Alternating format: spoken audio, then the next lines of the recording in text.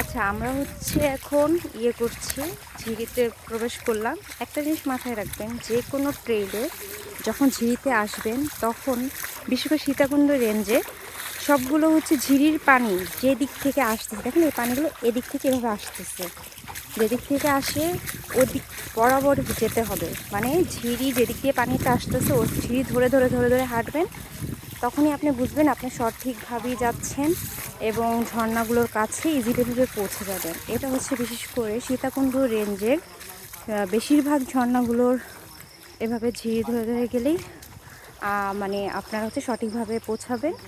আর এটা হচ্ছে আর কি আমার অ্যানালাইসিসে, আমার মানে আমি যত ঘুরেছি ওটার পারপাসে আমার কাছে মনে হয়েছে আপনার ভুল হওয়ার সম্ভাবনাই থাকবে না। আর এটা মাথায় কখনো সীতাকুণ্ডে পাহাড়ের উপরে চড়ে ওঠার চেষ্টা করবেন না, ঝিরি ধরে ধরে হাঁটলেই আপনি ঝর্ণাগুলো পেয়ে যাবেন। কারণ সীতাকুণ্ড সব রেঞ্জই হচ্ছে মূলত ঝিরি ধরে ধরে হাঁটলেই ঝর্ণাগুলো পাওয়া যায়। আর দেখেন এত সুন্দর পরিবেশ, গাছগুলো সবুজ, সব কিছু অসম্ভব সুন্দর। হ্যালো এভরিওয়ান, তো আজকে হচ্ছে চলে আসলাম রূপসী ঝর্ণার উদ্দেশ্যে। তো আমি হচ্ছে আপাতত রূপসী ঝর্ণা যাওয়ার যে রাস্তাটা অন দা ওয়ে এখানে আছি।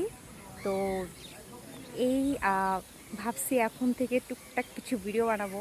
নর্মালি তো বানাই শর্ট শর্ট ক্লিপ, এখন হচ্ছে আপনাদেরকে আমি ইনফরমেশনগুলো প্রোভাইড করার চেষ্টা করব। তো যারা মনে করেন নিজেরা ঘুরতে আসতে চান, আছে না যে আমরা হচ্ছে রেডিমেড চাই না, একটু নিজে নিজে একা একা ঘুরবো, তাদের জন্য এই ভিডিওটা। তো হচ্ছে একদিনের ডে ট্যুরের জন্য আপনি হচ্ছে আপনার হাতে সময় কম, বেশি দিন ছুটি ম্যানেজ করতে পারতেছেন না, তাহলে আপনার জন্য বেস্ট অপশন হচ্ছে ঢাকার পাশে মধ্যে সীতাকুণ্ড মিরসরাই রেঞ্জটা, চট্টগ্রাম, এই 3 প্লেসে আপনি এসে ঘুরতে পারেন একদিনের ট্রিপে।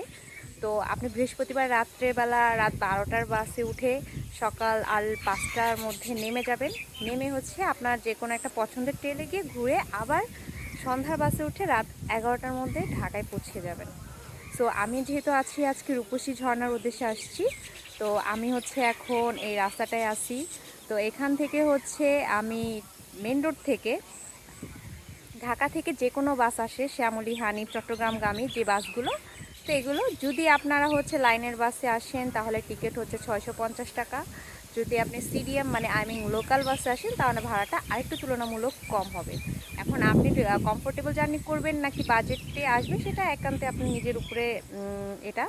তো এখন হচ্ছে আমরা বড় দরগার হাটে নামবেন প্রথমে। এটা হচ্ছে সীতাকুণ্ড এবং মিরসরাই দুই রেঞ্জের মিডলে পড়েছে বড় দরগার হাট। তো বড় দরগার হাটে আসার আগে ব্রিজের একটু আগে, ফুটওভার ব্রিজের একটু আগে রূপসী ঝর্ণার আপনার হচ্ছে সাইনবোর্ডটা দেওয়া আছে। এটা অবশ্যই এখন অস্পষ্ট তাই দেখা যায় না। তো আপনারা হচ্ছে হাতে নেমে রূপসী ঝর্ণার যেখানে বাস থেকে নামবেন, যেই পাশে সবসময় মাথায় রাখবেন চট্টগ্রামের আপনার বাসগুলো যেই পাশে আপনার বাসে নামছেন ঝর্ণাগুলো সবসময় ওই পাশেই হয়, রাস্তাটা পার হতে হয় না। তাহলে হচ্ছে এবং প্রত্যেকটা ট্রেলে যাওয়ার আগে রেল লাইন অবশ্যই পাবেন। যদি মনে করেন আপনি রেল লাইনটা ক্রস না পাচ্ছেন তার মানে হচ্ছে আপনি ভুল ডিরেকশনে যাচ্ছেন। তো আমি হচ্ছে নামলাম, নামে হচ্ছে ব্রিজ থেকে একটু আগে আসলে হাতের বামে হচ্ছে যে রাস্তাটা গেছে ওই রাস্তাটায় আমি আসলাম। ওই রাস্তার ট্রেন লাইন ক্রস করে আপাতত হচ্ছে আমি পাহাড়িকা রেস্টুরেন্টে আসছি, আমার পেছনে ওই যে দিনের পাহাড়িকা রেস্টুরেন্ট। সকালে নাস্তা করব, এখন অলমোস্ট 5:30 বাজে। নাস্তা করা শেষে হচ্ছে আমরা ট্রেনের উদ্দেশ্যে বের হয়ে যাব। তো যত আগে যাবেন মানুষ তত কম পাবেন, ছবি ভালো করে তুলতে পারবেন, ঘুরতে পারবেন। তো হচ্ছে অলমোস্ট 10টা 10:30টার মধ্যে এই ট্রেনটা ঘোরা শেষ করে সহস্রধারা 2 লেকে যাব। আচ্ছা, এটা হচ্ছে ফার্স্ট পার্ট, দেখতে থাকুন রূপসী ঝর্ণার। ওকে, অলরেডি হচ্ছে আমরা যাত্রা শুরু করলাম। এই যে ট্রেল দেখেন, পাহাড়, এত সুন্দর একটা সকাল, সুন্দর আকাশ, দেখেন চারপাশটা পরিবেশটা অসম্ভব সুন্দর। এই হচ্ছে টিম মেম্বাররা। আচ্ছা, আমি হচ্ছে এখন অলরেডি রূপসী ঝর্ণা, যেটাকে আমরা কমলদহ ঝর্ণা বলি, এটা আরেকটা নাম হচ্ছে বড় কমলদহ কেউ বলে, কেউ রূপসী ঝর্ণা বলে। অলমোস্ট হচ্ছে আমরা ঝর্ণার কাছাকাছি, জাস্ট সামনে এই যে বড় পাহাড়টা, এটার সামনে হচ্ছে ঝর্ণা।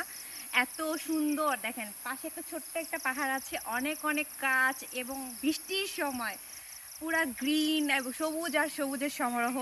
কেউ বল লেটস গো, দেখাই, স্টপ করো। এটা হচ্ছে রূপসী ঝর্ণা এবং কমলদহ ট্রেল। তো এখন যেহেতু বৃষ্টি নেই, পানি হচ্ছে অনেক কম। আর হচ্ছে কিছুদিন যখন বৃষ্টির পুরোটা ভরে পড়ে অসম্ভব সুন্দর। তো এটা যখন এরকম পুরোটা ভরা পেয়েছে, এরকম একটা ছোটো অলরেডি আমার শেয়ার আছে ফেসবুকে, আপনারা দেখতেই পারবেন। এটা অবশ্যই একদিনের জন্য হাফবেলা ঘুরে আবার ঢাকায় ব্যাক করা যায় একটা ঝর্ণায় করে। উপরে হচ্ছে আরও ঘুরে আমরা আরও একটা ঝর্ণা পাবো, সেটা আমাদের ছাগলকান্দা। ওকে, ঠিক আছে, দেখি আমরা পরে। আচ্ছা, এই হচ্ছে কমলদহ ঝর্ণাটা। অনেক পানির কম বাট সুন্দর। তো এখন হচ্ছে এটা ঠিক এই রাইট সাইড দিয়ে হচ্ছে হাতে এরকম উপরে উঠতে হবে। ট্রেইলের অনেক পিচ্ছিল আর কি, তো একটু সাবধানতা সহকারে উঠতে হবে। ওকে,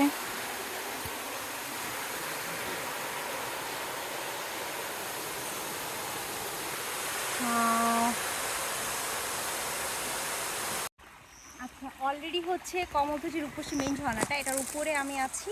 তো আমার চারপাশে দেখতে পাচ্ছেন অনেক গাছ, ঘন জঙ্গল, মানে একদম আমি ছাড়া চারপাশ শুনশান ভাবা যায়।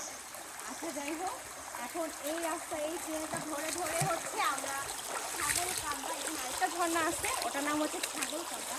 আমরা এখন এই ঝর্ণাটার কাছে যাবো। এখান থেকে মোটামুটি হাঁটলে 25 মিনিটের মতো লাগবে, বেশি লাগে না। এখন অনেক হাঁটতে যারা না পারে এদের জন্য 1 ঘন্টা। যাই হোক, এখান থেকে ছাগলকান্দা ঘুরবো, ঘুরে ছাগলকান্দাটা দেখাবো। তার মানে আমার এই এক ট্রেনে এসে আমি 2টা ঝর্ণা পাচ্ছি। তার মানে আপনি ঢাকা থেকে 650 টাকার টিকিট করে এসে সারাদিন সকাল থেকে দুপুর পর্যন্ত ঘুরে আবার যদি দুপুর 3টার গাড়িতে উঠেন, অলমোস্ট আপনি সন্ধ্যা 7টার বাজে ঢাকায় পৌঁছাচ্ছেন। তার মানে হচ্ছে আপনি একদিনে 1 রাত আপনার ব্যয় হচ্ছে এবং একটা দিন ব্যয় হচ্ছে। অনেক সুন্দর একটা ঢাকার বাইরে কাছাকাছি একটা সুন্দর একটা ট্যুর দিয়ে আসতে পারতেছেন। আপনার প্রিয়জনকে নিয়ে হতে পারে, সেটা আপনার বন্ধুকে নিয়ে হতে পারে, এমনকি আপনার বাবা মাকে নিয়েও হতে পারে। তো যাই হোক, আপনি এখন পুরো ন্যাচারাল শুনশান সাউন্ড, ভুতুরে পরিবেশ এনজয় করেন।